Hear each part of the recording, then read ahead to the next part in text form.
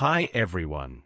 Today we're talking about the Insurance Institute for Highway Safety's IIHS Moderate Overlap Front Crash Test of the 2025 Honda Civic Hatchback, and I can't wait to share all the details with you.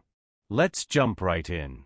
The 2025 Honda Civic Hatchback underwent the Moderate Overlap Front Crash Test conducted by the Insurance Institute for Highway Safety, IIHS, to evaluate its crashworthiness and occupant protection.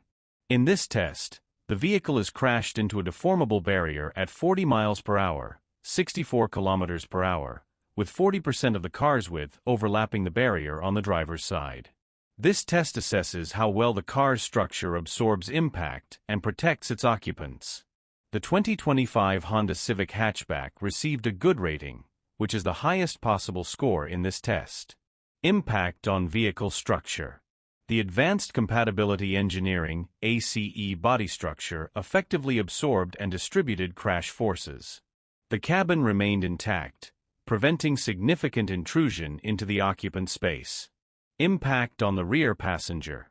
The rear passenger dummy's head came close to contacting the front seatback, which increases the risk of head injuries.